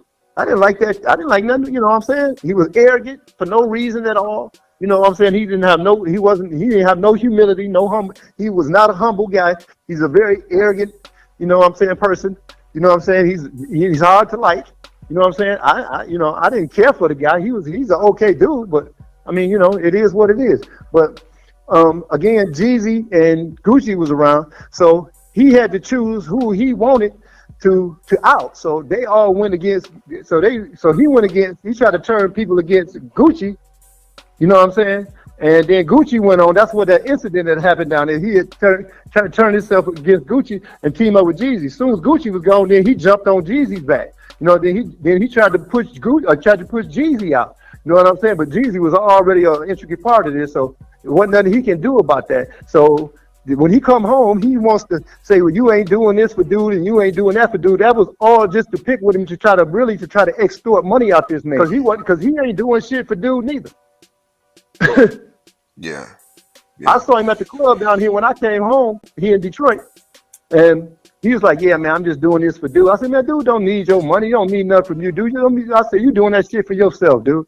You know what I'm saying? I don't that lying, man. Nobody trying to hear that. But I already knew what I was gonna do to him anyway. Right. I just was biding my time. I knew what I was gonna do to all. I got them all. I'm gonna get them all. Ain't nobody gonna survive the toll on this. Anybody that told, you better come on and fess up before I tell it. That's real. Because you over 40,000 pages of documents, people can't argue with paperwork. You know. That's right. BMF got bad guys. And guess what? I'm going to be exposing y'all ass. We got bad guys too. And you know, of course, this particular question, of course, you know, is not from the angle of like the details of, and for me to, I have to say, you know, my condolences and rest in peace to the individual named Wolf. But I'm just wondering, you know, is there, as far as just that whole situation with, or just maybe the weeks leading up or the weeks after or anything like that, like, is there any stories around that particular time of what was going on in Atlanta that you would want people to know that people have never heard before dealing around that situation? The days before that happened, Meech was down up there in New York with this guy at his family's house at a birthday party. Everybody got along. We were all good and everything. Everything was great. You know what I'm saying? So when we got back down there, it was this particular chick. You know what I'm saying? This was a little mixed chick that Wolf was seeing, and the car man, another rat. His name is Eric Mark Whaley, aka Swift. I'm gonna be bringing paperwork out on his ass too. He was messing with this girl, so somebody seen it and called Wolf. And then Wolf showed up at the club and was like, "Yo, Meech, man, you know, man." So he's like, "Man, you know, and man, she ain't with me, man. You know, she's over there messing with one of the dudes." And they was like, "Man, leave that girl alone. That's dude's girl. Leave her alone." You know what I'm saying? And let her go about her business. There's plenty of women in here, man. We ain't gonna fight over no women. So we ain't gonna argue about no women. So dude just went on, kept doing what he do, and you know, Wolf was like, he told her to come on, and she wouldn't leave. Yeah. So he got mad and he went back up to Meech, and Meech was like, "Oh man, listen, man, she ain't with me, dude." She's like, "Man, baby, you know, you got to go because my man, you know what I'm saying?" So the security came up at that time and they seen it was getting out of hand. So they put dude Wolfing him out. So when dude was coming out the club, Wolfing was waiting on him. And if dude wouldn't have turned around and got hit in the ass, he would have shot Meech in his privates. And another guy got hit in the leg. The Indian guy hit too. But somebody else laid them niggas down. And that's what happened. That's what happened, man. It was all about a brawl, man. It was some other things that was going on. And like I say, Puffy was a good friend of ours. He was a good friend of the family. And he didn't really need my man's services no more. He didn't really need his services like that no more. So this dude was, you know, he was gonna try to make a name off dude. You know what I'm saying? And you know, shit, after that was it. Yeah. Yeah. Him and his guy, you know, they killed him. Somebody killed him. It wasn't the family. I don't know who. I don't even know, bro. That's still a mystery to me. But I do have the interview after the detective, the lead detective, his name was David Vince Vasquez. He's the lead detective right now on the ATL homicide. He interviewed Demetrius down there. Demetrius chose to do the interview with him of the shooting after he got patched up at the hospital with no attorney. I have that document. I'll be presenting that to y'all too, so y'all can see for yourselves what this man was saying, so y'all can stop saying, if there's any doubt out there about we had anything or Black Mafia Family or Demetrius had something to do with that shooting, we gonna kill all that. I have that document. I have those documents. I think it's like 149 pages or something like that. I got it. But it's a lot. It's a lot to you know, really digest, especially with everything starting in '85 to when, you know, everything end up going down. Is there any kind of, I don't know if you would call it an update or that you know of dealing with Big Meech or T or situation as far as you got a lot of people, oh, he may come home early or he's coming home next year. All the time you see these headlines of different people putting up videos, saying this and that. What's your thoughts on it as far as from what you know about Meech's situation? They're not gonna release they're not gonna take their prize catch they're not gonna let them out until they can actually until their time. They can do all the appeals they want and do all that. I hate to say that. I love the shit out of both of them. They my brothers. Them boys slept at my house. We ate together. We did everything together. Everything. You talked with my mom earlier. She told you the same thing. But they're not gonna let these guys go. They're dangerous. And then they owe restitution. So now is 50 gonna be paying back that restitution that they owe? Because if you're gonna be using their name, you're gonna have to pay restitution, bro. I mean, but I guess the police don't have to pay restitution, huh? I mean, I don't know. But you're gonna have to pay restitution. So let's see how this goes. Yeah. You got to see how this goes. And that's crazy as far as, so basically in that type of high profile type of situation, restitution is easily in the millions of dollars. Oh yeah. You seen the case, I had circled it and I put it up on the Instagram page. Again, just go to the Instagram page and you're gonna see that it was circled. The case is 270 million. So, and then you look at the magazines, it's all on the magazine. So a part of that restitution is they owe restitution. They have to pay back the government for all the time that they spent investigating this case. So they owe restitution. Plus their incarceration, their food, their clothing, all that you have to pay all that back. This is how they keep reciprocating, keep making money. This is a big business, man. This is business. Strictly business. Yeah. They don't care about you. You just product. The detention hearing is the bad boy. That's the one when they was gonna release Meech where they didn't have no evidence against him and he was gonna leave him home under home confinement. But then they turned around and changed their mind and wouldn't let him go. I got all that, man. It's beautiful, man. It's a beautiful read, man. You'll love it. The government said so many things about. They just was so fucking astounded at how these black guys just came in here and was doing this and nobody never knew. That's the question I was going. Okay, I'm glad that just sparked, because that's the question I was going to ask you about that one guy that we was talking about earlier. Okay, now one of the final questions for this particular part that I did want to ask you about, once again, like during them DVDs or one of the head investigators or narrators, I can't remember his name at this moment, but he just Jack Harvey, just within past 5-something years. Right. He ended up getting busted on some drug cases and stuff like that. Like, during this run, were there a lot of, I guess you would say, fraudulent cops that you guys had interactions with, or cops that was working behind the scenes to help make things run? Yes. We had guys that was under other guys that was leading cases that was working for us. They were double agents. Yes, we had several guys that we were paying. I personally paid them. Yeah. And what would they do? Kind of tip you off and let y'all know if it was getting hot in certain things, or just turn a blind eye? They was just letting us know, what the different agencies were planning against us, and who they were looking at, and what to look for, and when to move, and when to chill, and who you should be motherfucking getting away from, and different things like that. So we were always well informed, right? Because money was a very motivating factor. Exactly. Right. And just from your eyes, what do you think the largest amount of bricks you ever seen at one particular time, or had to move around?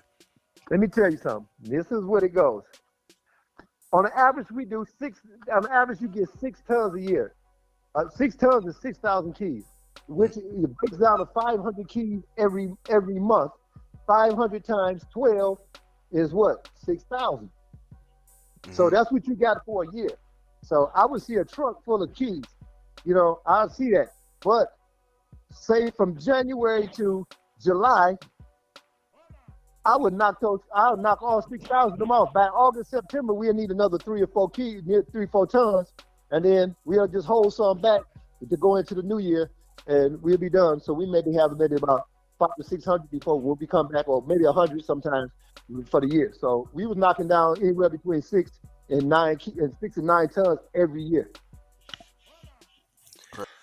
And one thing, and it popped in my mind that I should have asked the question directly behind the 50 Cent situation. Is it true? I seen something where they said like 50 Cent really didn't, quote unquote, like Big Meech or had some untasteful things to say about Big Meech.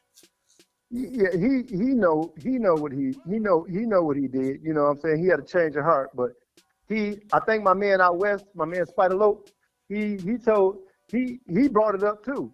If you look at one of those look in the comments, he know that this man, actually laughed at us, laughed at the family after they got busted. Like, yeah, you knew that shit was gonna come. You know, he laughed, but it was kind of like some undercover, like, you know, envy stuff going on there.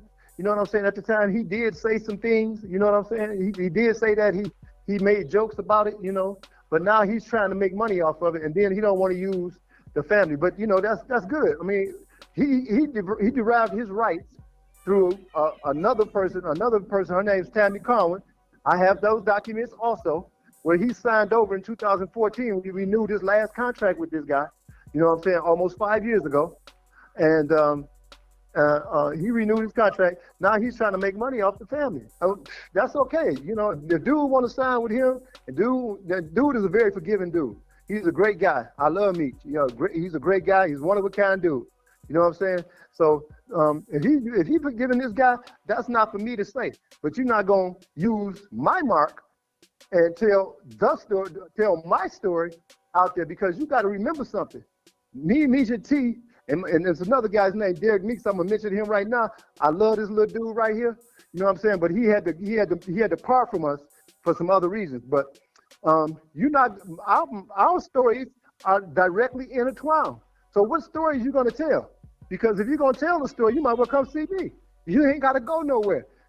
You ain't gotta go through all that. And I know you ain't going to see dude. Everybody wants to say, oh, Meech told me, or Meech said that, like that's gonna make it okay. Like for instance, he brought Little Meech down there. Like that's gonna back me off. Okay, you could have brought Jesus down there if you wanted to.